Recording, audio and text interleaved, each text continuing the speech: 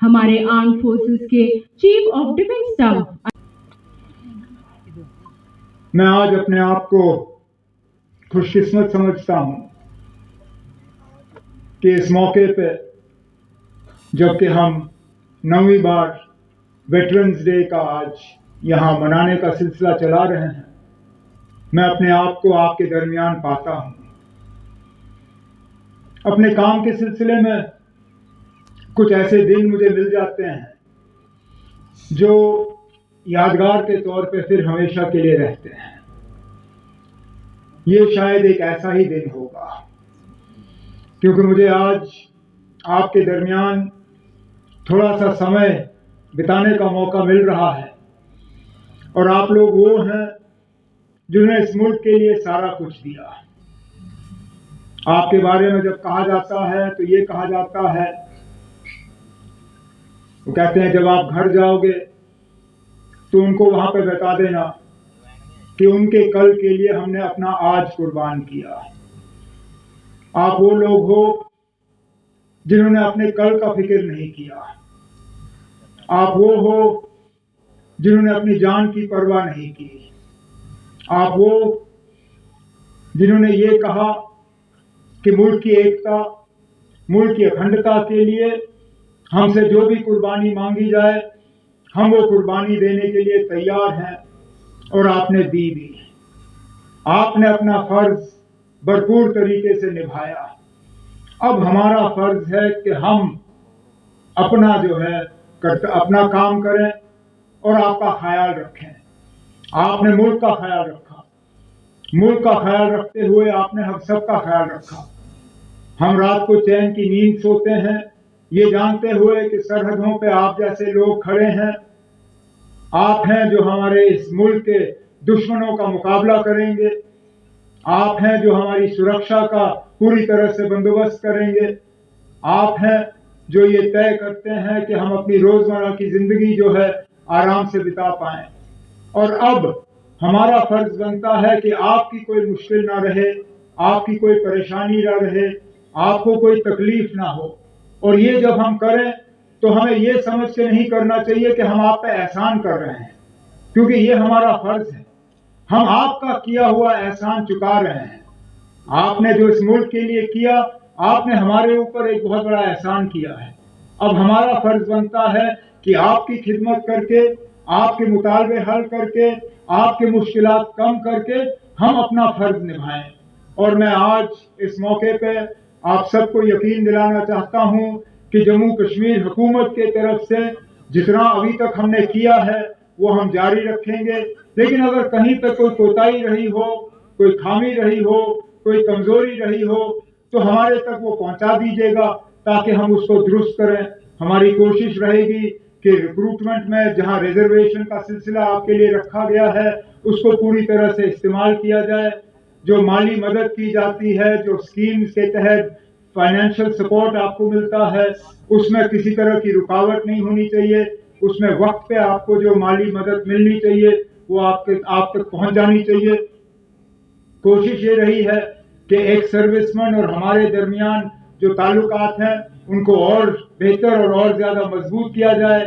ये कहते हुए मुझे कोई हिचकिचाहट नहीं है कि मेरे मंत्रिमंडल में भी एक पूर्व सैनिक का बेटा जो है वो मंत्री के तौर पे मेरी मदद कर रहा है, सतीश शर्मा साहब। और ये सतीश और मैं मिलके आपको यकीन दिलाते हैं कि जहां कहीं आपको हमारी जरूरत पड़ेगी, जहां कहीं हमारी हुकूमत आपके रोजमर्रा के मुतालबों और मुश्किलातों में थोड़ी सी भी कमी ला पाएगी, हम जरूर वो आपके साथ कंधे से कंधा मिला के ये काम जो है हम करेंगे। क्योंकि जैसे मैंने कहा, आप लोगों की अब खिदमत करना, आप लोगों की मदद करना ये हमारा फर्ज है।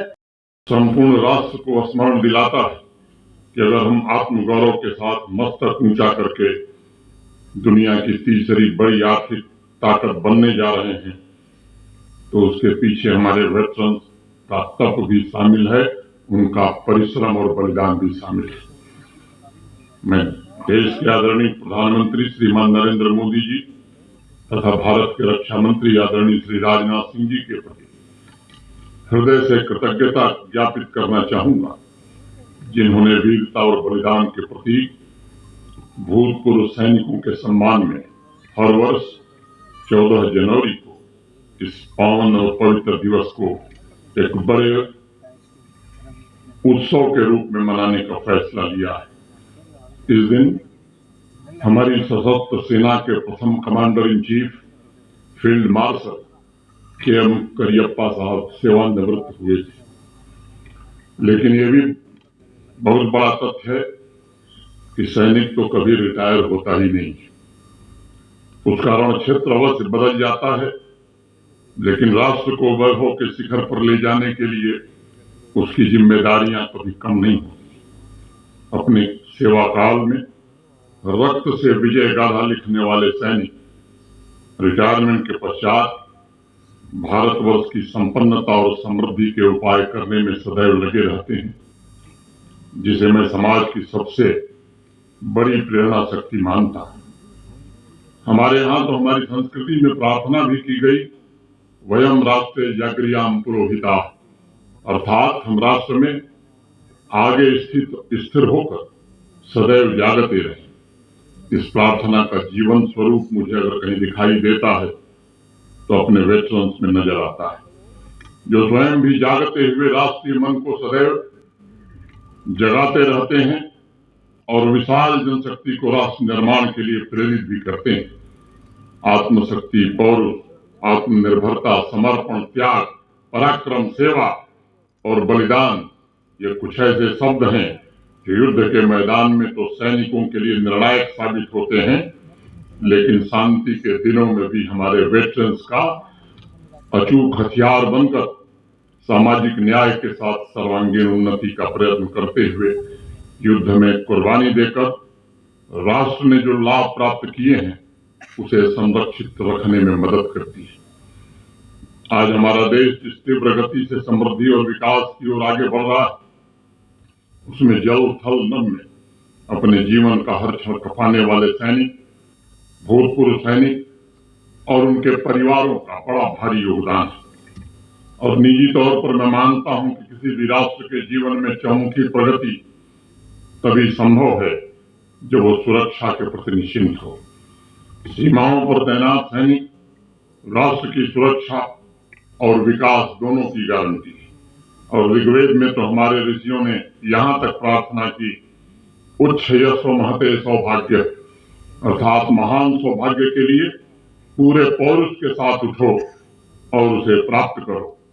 इस संस्कार को जीने वाले वास्तव में हमारे वेटरन्स जिस प्रकार भारतवर्ष के हितों की रक्षा के साथ उसके सौभाग्य की रक्षा करते हैं, उसके लिए संपूर्ण राष्ट्र आपका सदैव कृतज्ञ है।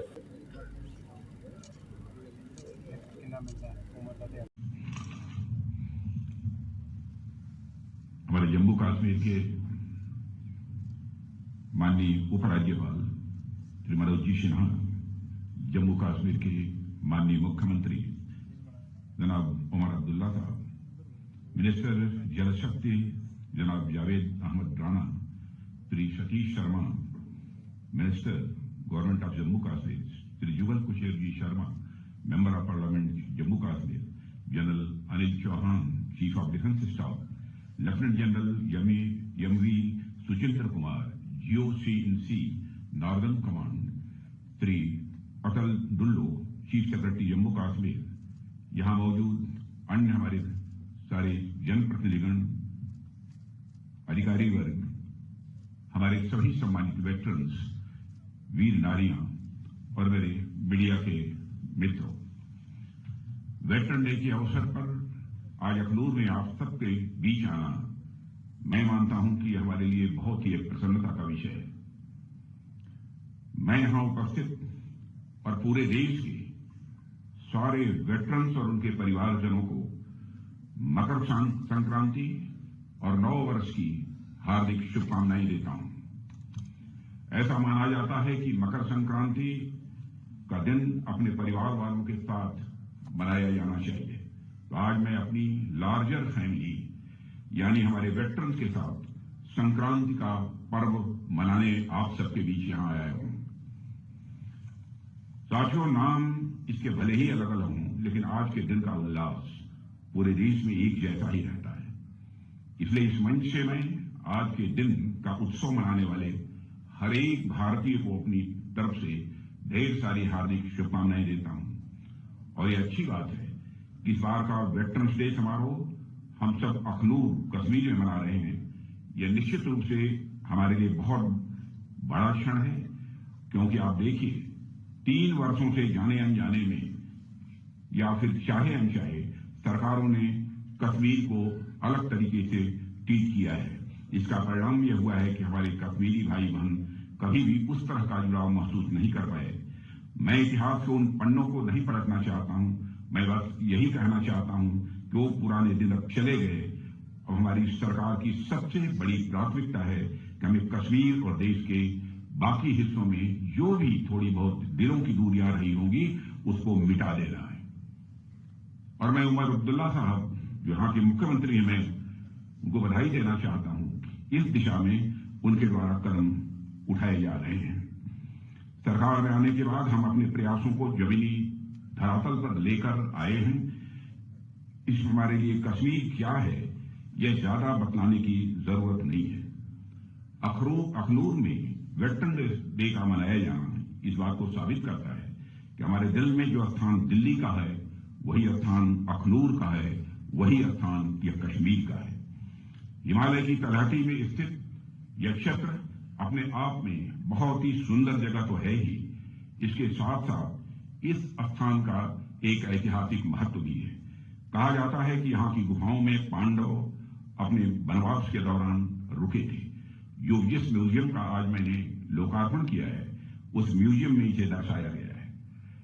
भगवान परशुराम का भी इस धरती से नाता रहा है। लेकिन साथियों, पर्यावरण की सुंदरता को समेटे हुए यह स्थान क्लाइमेट की दृष्टि से भी कहीं ज्यादा दुर्गम भी है। भारत के अलग अलग क्षेत्र से लोग इस स्थान पर आते हैं, यहाँ की प्रकृति का वह आनंद उठाते हैं। लेकिन एक बात यह ध्यान देने वाली है कि जो भी व्यक्ति इस स्थान पर आता है वह इसका अनुभव कर पाता है कि यहाँ पर रहना कहीं ज्यादा चुनौती भरा काम है। लोग तो कुछ दिनों के लिए आते हैं, घूमकर चले जाते हैं, लेकिन आप सब ऐसी जलवायु में भी, ऐसे माहौल में भी तमाम चुनौतियों के बावजूद एकदम मजबूत मुस्तैद होकर हमारी सीमाओं की सुरक्षा करते हैं। मैं समझता हूं ये अपने आप में बहुत बड़ी बात है। यहां पर हमारे सारे वेटरन्स मौजूद हैं।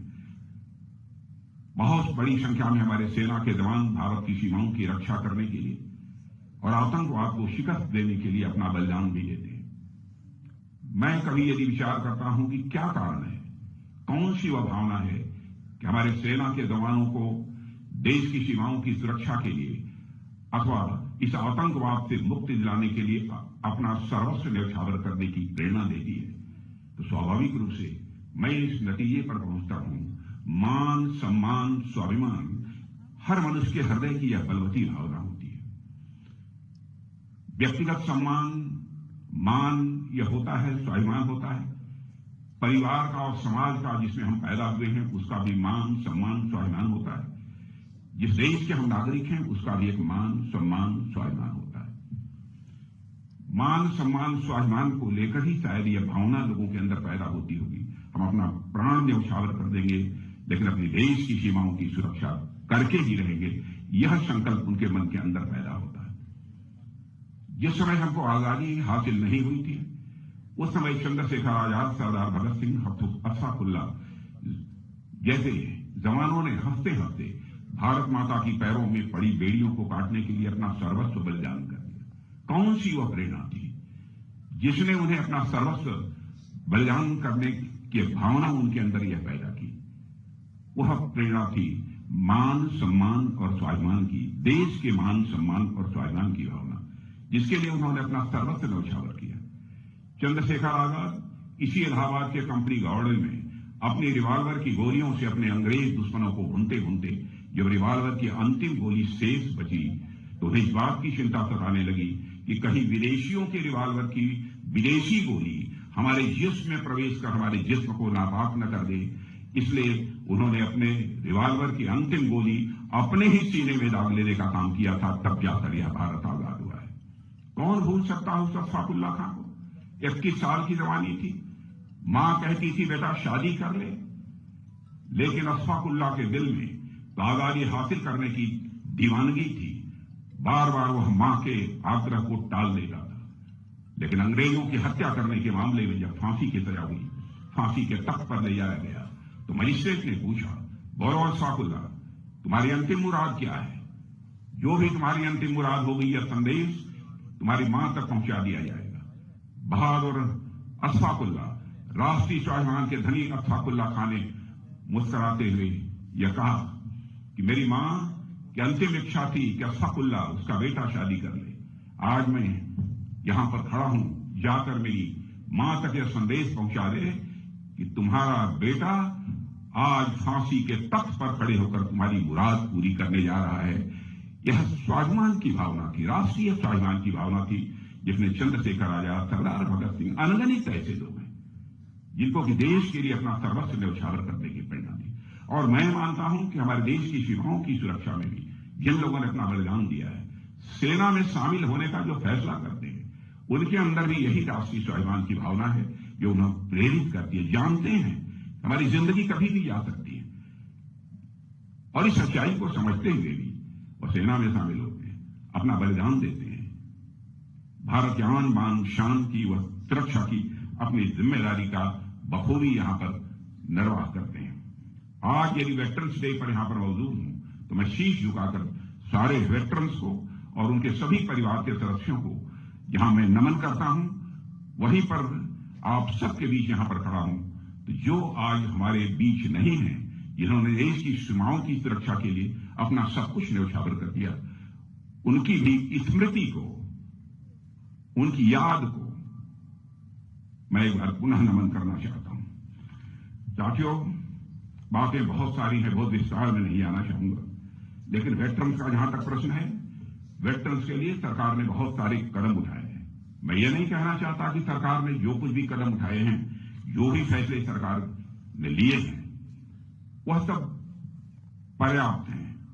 हो सकता है इससे भी अधिक की भी आवश्यकता हो, लेकिन उन सारे कदम, चाहे वन रैंक वन पेंशन हुआ, तो अन्य भी बहुत सारी चीजें, उनकी चर्चा आपके सामने हुई है।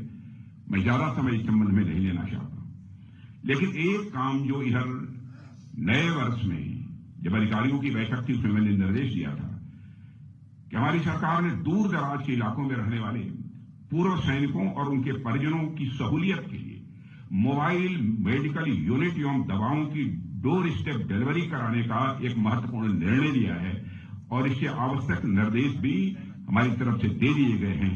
तैयारी शुरू हो गई है, थोड़ा समय लगेगा, लेकिन डोर स्टेप डिलीवरी का यह सिलसिला हम प्रारंभ करेंगे। हम यह आपको आश्वस्त करना चाहते हैं। साथियों, जैसा कि आप सभी वेटरन्स अच्छी तरह समझते हैं कि 1965 में भारत पाकिस्तान युद्ध हुआ था और उसके 60 वर्ष पूरे हो गए। यह डायमंड जुबली ईयर है, हीरक जयंती वर्ष है। इसी अक्टूबर में 1965 में बेहद अहम लड़ाई लड़ी गई थी। पाकिस्तान की फौज ने ऑपरेशन ग्रैंड स्लैम के नाम से जो नापाक कोशिश इस अखनूर में की थी, उसे भारतीय सेना ने न केवल विफल किया, बल्कि एक नया मोर्चा खोलकर और आगे बढ़कर लाहौर तक पहुंचने में भी काफी कामयाबी हासिल की थी। 1965 के युद्ध में जंग के मैदान में मिली जीत भारतीय सेनाओं के शौर्य, पराक्रम और यह बलिदान का परिणाम था। आप इतिहास उठाकर देखिए, भारत से हुई हर जंग में पाकिस्तान हारा है, चाहे 1948 में हुआ कबायली हमला हो, या 1965 का युद्ध हो, या 1971 का युद्ध हो, या फिर 1999 का कारगिल युद्ध हो। हर लड़ाई में पाकिस्तान को हार का मुंह देखना पड़ा है। अवैध घुसपैठ और आतंकवाद को हवा देने का काम 1965 के जमाने से लगातार हमारा पड़ोसी देश करता चला आ रहा है। उसकी यही उम्मीद रही है कि जम्मू और कश्मीर में जो हमारे मुस्लिम आबादी के लोग हैं, वह पाक फौज के साथ खड़े होंगे, लेकिन उनकी मुराद न पूरी हुई है और न कभी भी वह पूरी होने पाएगी, यह मैं पूरे विश्वास के साथ कह सकता हूं।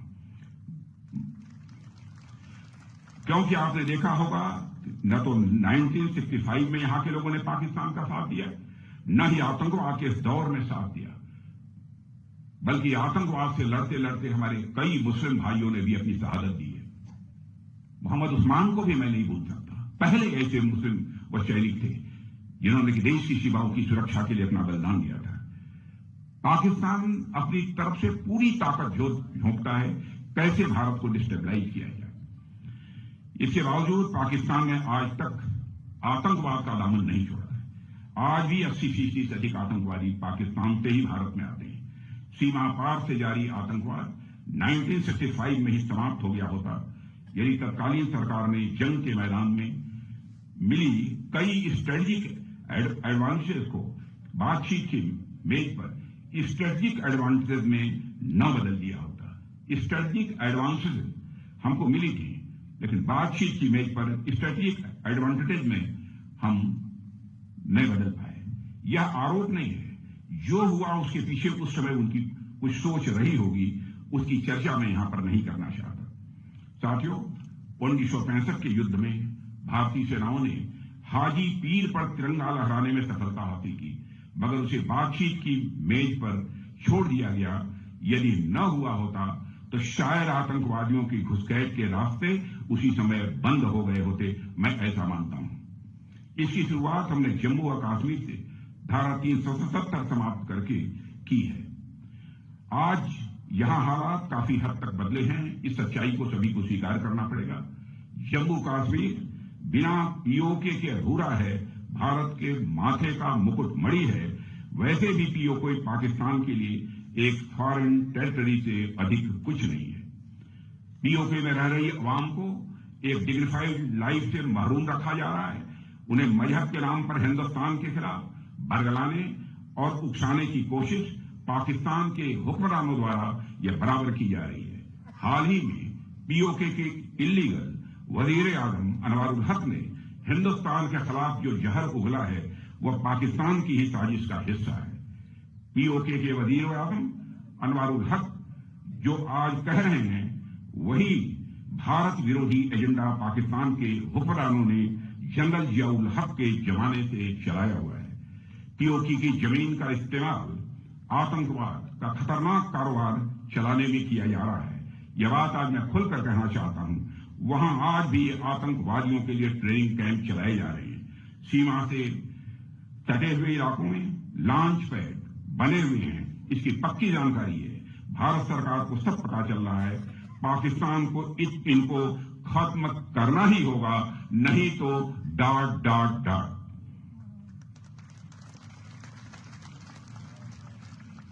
साथियों, आज के अवसर पर बहुत सारी बातें थी जो मैं आप सबके सामने रखना चाहता था, लेकिन हमारे पूर्व वक्ताओं ने भी विस्तार पूर्वक बहुत सारी चर्चा आपके सामने कर दी है, इसलिए उस विस्तार में मैं बहुत अधिक नहीं जाना चाहता हूं।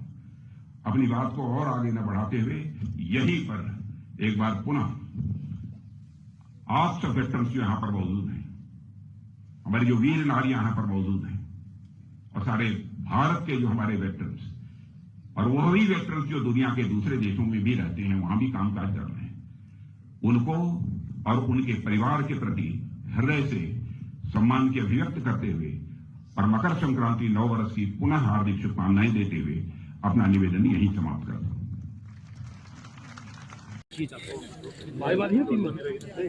चलो काम वाले अपने